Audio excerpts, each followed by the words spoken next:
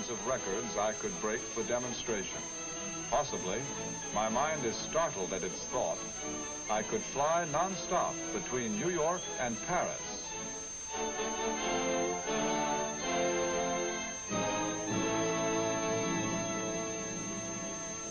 Hello, I'm Bob Trout, here with another story in stamps.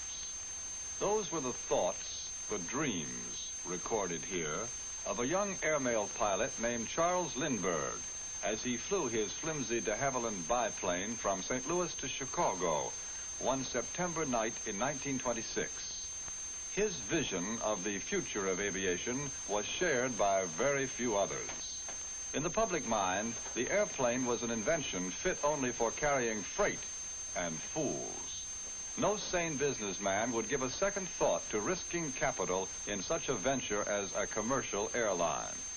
What changed their minds? Let's begin at the beginning. This 1949 airmail stamp commemorated the 46th anniversary of the Wright brothers' first flight, December 17th, 1903, a year after Lindbergh was born. This 1934 French issue marks a monument in aviation history. On July 25th, 1908, Blériot crossed the English Channel from Calais to Dover, ending forever England's isolation from the continent of Europe. All thinking about national boundaries had to be revised.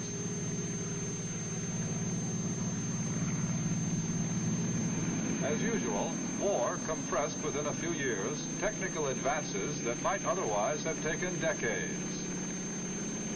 Overnight, the airplane became the eyes of the Army, scouting, observing, directing artillery fire, photographing, bombing enemy installations. Speed and range increased phenomenally, and the war trained hundreds of pilots who, when they returned home, became devoted missionaries in the cause of aviation. On the night of May 16, 1919, 3 United States Navy seaplanes took off from Newfoundland.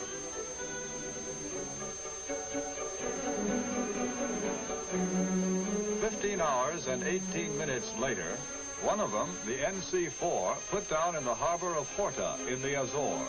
The others, lost, forced down at sea, badly damaged, unable to continue.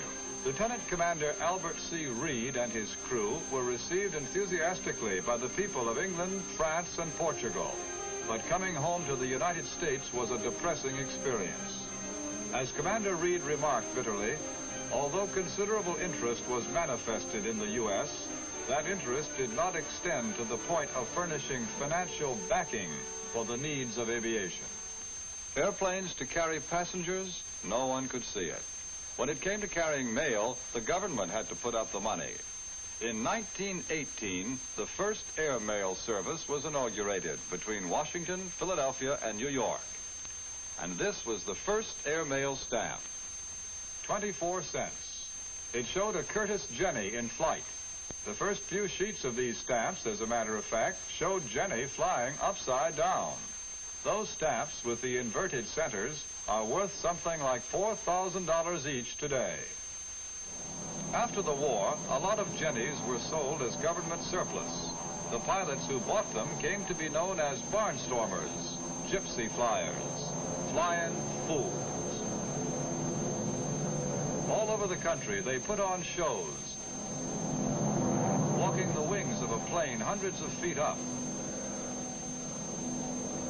jumping off with parachutes that sometimes failed to open, throwing their frail craft into loops, spins, dives, risking their necks for the benefit of the farmers, shopkeepers, housewives, and children who watched in awe on the ground below.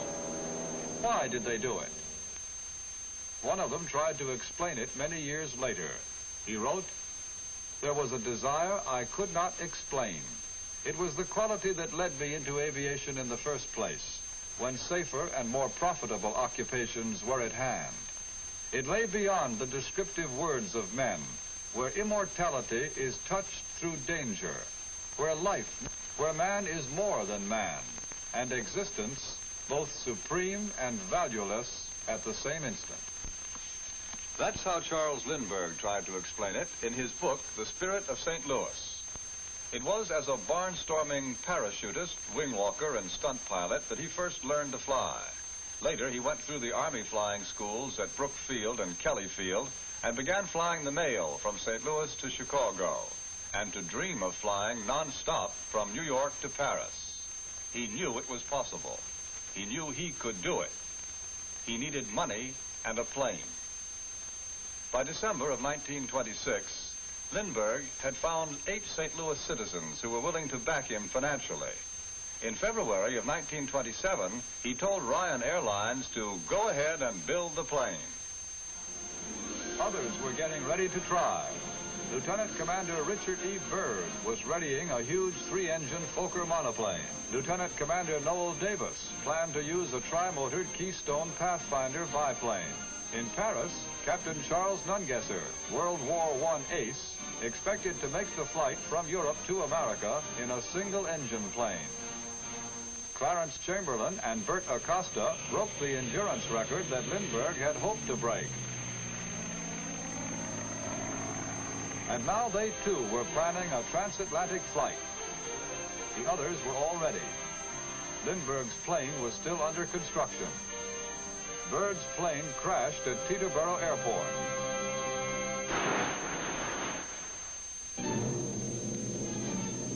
Davis and his co-pilot killed. Nungesser was the only one left.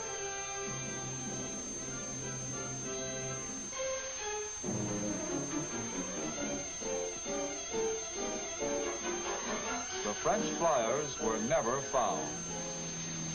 11 days later, his plane tested and flown from San Diego to New York without mishap. Charles Lindbergh watched it being towed, dripping wet in the early morning rain, from Curtis Field to Roosevelt Field for the long-awaited takeoff. Escorted by motorcycle police, reporters, mechanics, and a handful of onlookers, it looked, as he wrote later, more like a funeral procession than the beginning of a flight to Paris. The oversized tanks in wings, nose, and fuselage were filled with fuel. At 7:40 a.m., the engine started. Final interviews were held. Last-minute pictures snapped.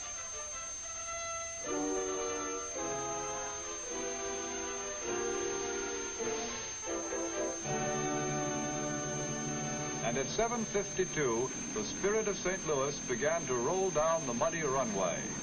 Would it get off the ground, or would it crash at the end of the runway?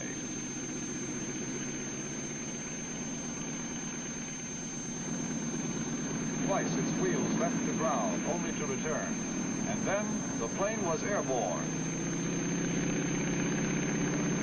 It was 7:54 Eastern Daylight Time, the morning of May 20th, 1927, 3,600 miles to Paris.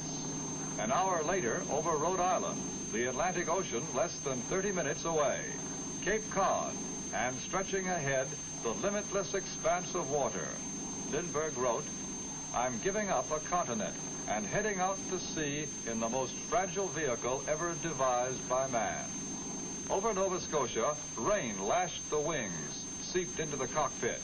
The wind took the plane in its teeth and shook it as a dog shakes a rabbit.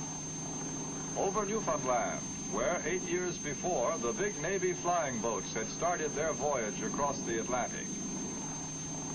This would be his last sight of land for 2,000 miles.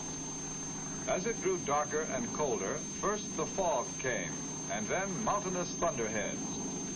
Through haze so thick that only the stars directly overhead were visible, he wove in and out among the clouds. He fought the storm, the fog, and the desire to sleep, doubting his ability to endure, knowing that the alternative was death and failure.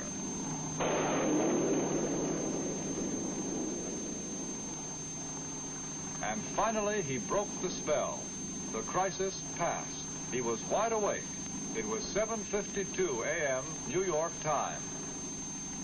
3 hours later, he spied the fishing boats and knew that he was nearing land. He glided down and shouted as loudly as he could, "Which way is Ireland?" The crew just gaped. Within the hour, he saw in the distance a rugged coastline, a bay, a village, the southwestern coast of Ireland, 2 hours ahead of schedule and almost exactly on his route. He set his course southeastward toward England, the Channel, Cherbourg, and Paris. Yesterday, he exulted, each strip of sea I crossed was an advanced messenger of the ocean. Today, these islands down below are heralds to a continent. At 10 o'clock, 5 New York time, he saw the lights of Paris. He saw the hangars, the roads jammed with cars. Safely on the ground, he had barely cut the engine when the crowd reached the plane. They shouted his name over and over again, Lindbergh, Lindbergh. And when he opened the door of his cockpit, dozens of hands seized him and carried him off. Charles Lindbergh had unleashed a torrent of mass emotion, the like of which has never been witnessed. He had proved to the world, once and for all, that airplanes really could fly. Governments all over the world issued stamps in his honor. Lindbergh awakened the world to the possibilities of flight.